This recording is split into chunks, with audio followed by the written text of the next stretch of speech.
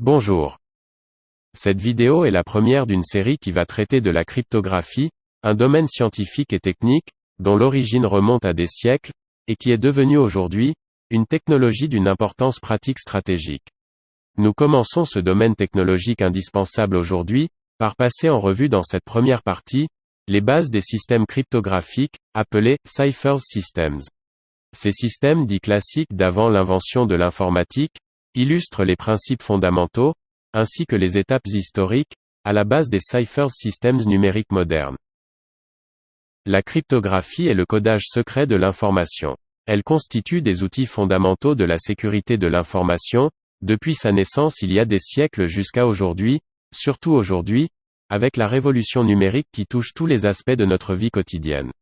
La cryptographie inclut beaucoup d'usages très importants, qui va de la confidentialité de l'information, son intégrité et son authenticité, en passant par la signature numérique et la certification, outil indispensable au monde numérique d'aujourd'hui, jusqu'au dernier né, la crypto-monnaie, ou le Bitcoin.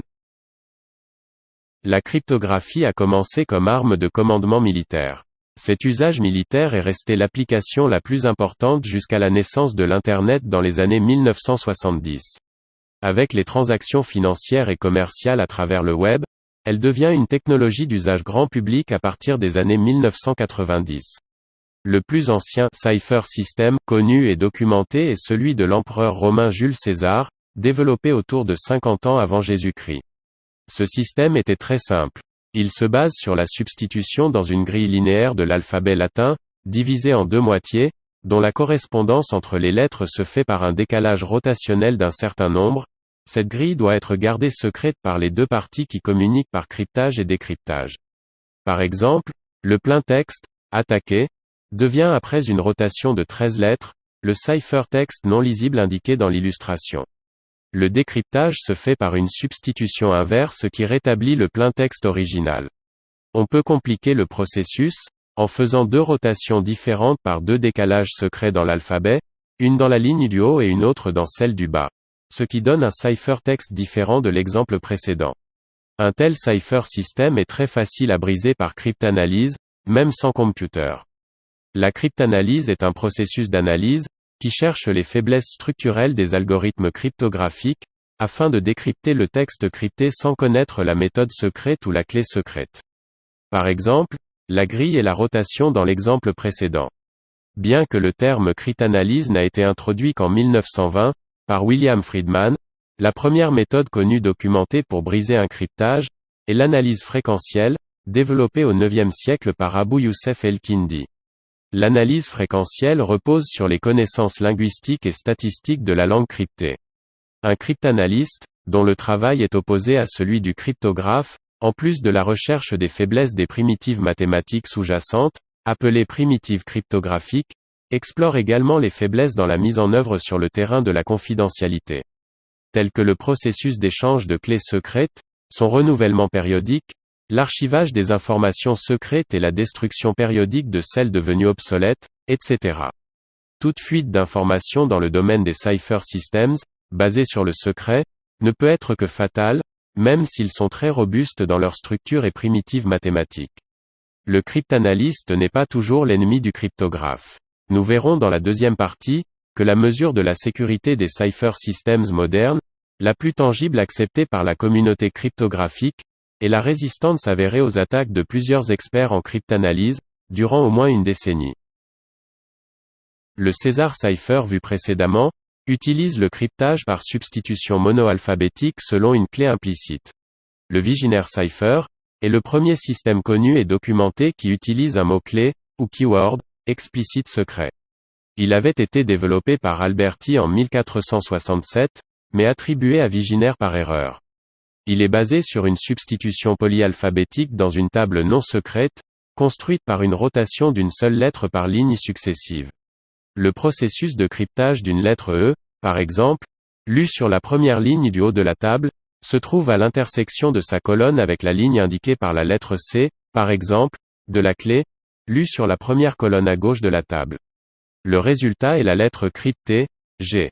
Le décryptage d'une lettre Y, par exemple, se fait en la cherchant dans la ligne correspondant à la lettre D de la clé, par exemple. Puis, On lit sur le haut de la colonne correspondante à cette lettre Y du ciphertext, la lettre V du plaintexte. Considérons l'exemple pratique du message « Attaquer au sud ». La clé « Decade » est écrite sous le texte, et répétée de façon à couvrir la totalité du texte du message. Le cryptage se fait lettre par lettre, comme indiqué dans le processus. On obtient le ciphertext non lisible représenté dans l'illustration. Le décryptage se fait aussi lettre par lettre. On retrouve le plaintexte lisible, attaqué au sud. Le Vigenère Cipher est le premier système connu dont la sécurité repose uniquement sur la confidentialité de la clé secrète, comme dans les ciphers modernes. Il était considéré indéchiffrable en son temps, du fait qu'il avait résisté à des attaques de cryptanalystes pendant 3 siècles, jusqu'à la publication de celle de Kaczynski, en 1863. Une autre technique cryptographique classique qui illustre quelques concepts importants, est la transposition. Bien que cette technique avait été utilisée pendant la guerre civile américaine, entre 1861 et 1865, dans sa forme simple, où la transposition se fait selon un chemin dans une grille, où on a écrit le message, il a fallu attendre la Première et Deuxième Guerre mondiale pour retrouver une utilisation intensive de sa forme robuste, avec une clé secrète et une double transposition. Nous allons illustrer le principe de ce type de cipher à travers un exemple pratique, sur le message attaqué à 5 heures. Supposons que la clé secrète est le mot « rotor ». Pour chiffrer un texte, on doit d'abord l'écrire dans une grille. Dans les cases vides on met X. Puis, faire des permutations des colonnes, et ensuite des lignes, selon des règles déduites du mot-clé. La taille de la clé donne directement le nombre de colonnes de la grille, ici 5, et celle du texte divisé par la taille de la clé, détermine le nombre de lignes, ici 14 divisé par 5 donne 2,8, mais comme le nombre de lignes doit être un nombre entier, on arrondit à 3. Pour déterminer les règles des permutations, on numérote les lettres de la clé selon l'ordre de leur apparition dans l'alphabet. Si une même lettre se répète, on lui attribue le numéro suivant comme pour les lettres O et R de l'exemple. Donc, le premier O a le numéro 1, le deuxième O le numéro 2, le premier R le numéro 3, le deuxième R le numéro 4, et enfin T le numéro 5. Le cryptage se fait de la façon suivante. Les colonnes sont transposées d'abord vers les colonnes d'une deuxième grille, 1 vers 3, 2 vers 1, 3 vers 5, 4 vers 2, 5 vers 4. Ensuite, les lignes de la deuxième grille obtenues, 1 vers 3, 2 vers 1, 3 vers 2, d'une troisième. On n'utilise pas 5 et 4 parce qu'il n'y a que 3 lignes. On obtient le message crypté représenté dans l'illustration. Le décryptage du message crypté se fait par des transpositions inverses comme illustré dans l'exemple.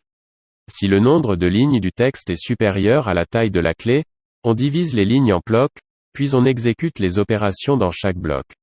Des variantes de la méthode existent. Pour terminer cette première partie, je vais parler un peu de machines cryptographiques. À part l'utilisation de disques rotatifs, le cryptage-décryptage était essentiellement manuel avant le XXe siècle, et il prenait beaucoup de temps, surtout si on utilise des étapes multiples pour produire un algorithme qui rend un message crypté très difficile à casser. À partir de 1920, des dispositifs cylindriques tournant électromécanique, ou rotor, sont largement utilisés pour chiffrer et déchiffrer des messages, et cela jusqu'à l'utilisation de l'électronique à partir des années 1960. Si on considère une machine à 3 rotors comme dans la figure, les connexions entre les deux faces d'un rotor effectuent une substitution simple, dite monoalphabétique. Avant une rotation d'un cran, les connexions électriques initiales des lettres, par exemple, A, B, C, en entrée, vont vers les sorties, A, I, E, réalisant l'étape de départ du codage. Lorsqu'on appuie sur une touche du clavier, par exemple B, le rotor de droite, fast, tourne d'une position modifiant les connexions du circuit électrique, telles que les connexions A, B, C, en entrée vont maintenant vers les sorties, E, Q, T, effectuant une substitution polyalphabétique, comme dans le Vigenère Cipher. En pratique, à chaque lettre pressée sur le clavier, une ampoule correspondant à la lettre codée s'allume. Un cycle de rotation complet des 3 rotors se fait ainsi. Après un cycle complet de 26 lettres du rotor fast, le rotor du milieu, medium, tourne d'un cran, et celui de gauche, slow, tourne d'un cran après un cycle complet de 26 lettres du rotor medium, comme dans un odomètre. Le résultat est qu'il y a 26 x 26 x 26 égale 17 576 substitutions possibles, dans un cycle complet des 3 rotors. Ce qui s'oppose à toute possibilité pratique d'une solution simple sur la base de l'analyse de la fréquence des lettres. C'est le cas d'Enigma, une machine à rotor alimentée par une pile électrique, qui fut inventée en 1919 par l'Allemand Arthur Scherbius et utilisée par l'Allemagne nazie durant la Deuxième Guerre mondiale. Enigma possède en plus un tableau de connexion à fiches, plugboard, pour câbler 6 paires de lettres, constituant une clé secrète qui modifie les connexions du clavier avec le disque d'entrée. Pour 3 rotors, d'autres versions existent, dont les positions des rotors sont fixes et connues, les câbles de paires de lettres du mécanisme interne offraient un nombre de clés possibles supérieur à 100 milliards pour chaque position des 3 rotors. Ce nombre multiplié par le nombre de substitutions possibles, 17 576, dû au rotor, donne un nombre gigantesque de possibilités, de l'ordre de 1,7 million de milliards. Pourtant, des mathématiciens cryptanalystes, dont Alan Turing, travaillant pour l'armée britannique à partir de 1939, en s'appuyant sur des messages déjà décryptés au début des années 30 par 3 mathématiciens polonais, un exemplaire de la machine, des renseignements fournis par un agent double allemand, et en utilisant un calculateur câblé d'avant les ordinateurs, ont réussi en 1942 à briser le code secret utilisé. Ce qui donna au camp des Alliés un avantage certain dans la poursuite de la guerre.